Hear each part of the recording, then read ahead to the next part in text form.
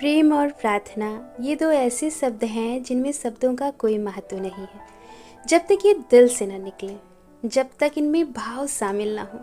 ऐसी एक कहानी है जो दिल से की गई प्रार्थना के महत्व को बाखूबी बयां करती है। एक नदी के किनारे 3 साधु रहते थे।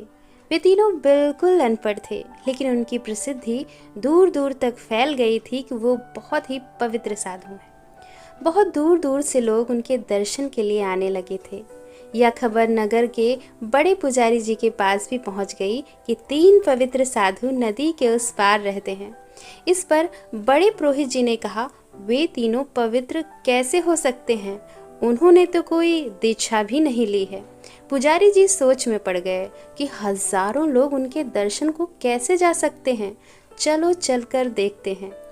ये सोचकर पुजारी जी नदी के उस पार गए जहां वो तीनों साधु रहते थे।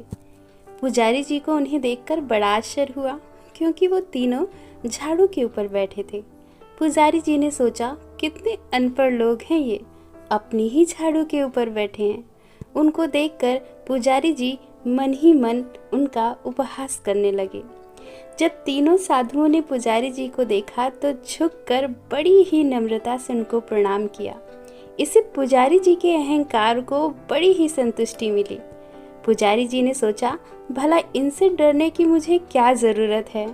पुजारी जी ने बड़े अहंकार से पूछा, बताओ क्या है तुम्हारी प्रार्थना और क्या है तुम्हारी पूजा विधि?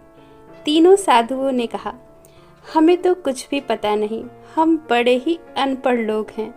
हमने कहीं से कुछ नहीं सीखा है, हमने अपनी खुद की प्रार्थना बनाई है।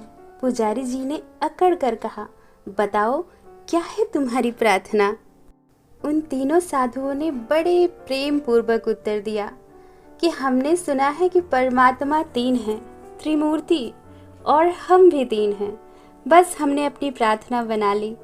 तुम भी 3 हो, हम भी 3 हैं, हम पर कृपा करो।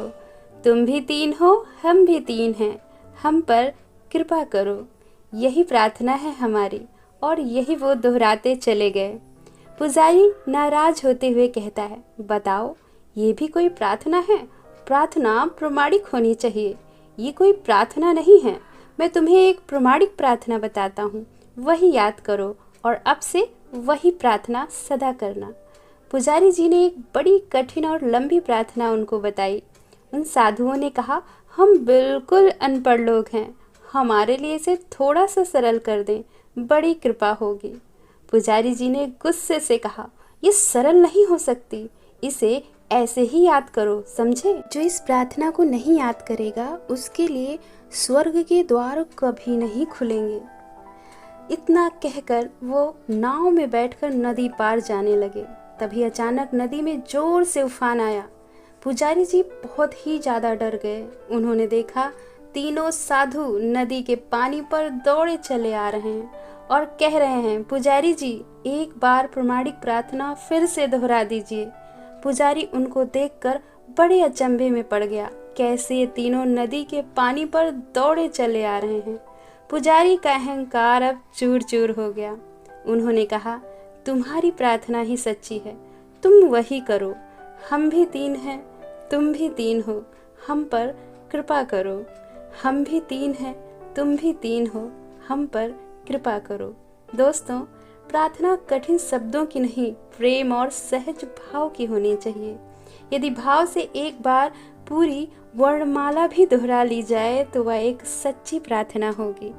आशा करती हूँ आपको यह कहानी पसंद आई है, और कहानी अगर पसंद आई हो तो वीडियो को लाइक और चैनल को सब्सक्राइब जरूर करिएगा। मिलते हैं अगले वीडियो में। धन्यवाद।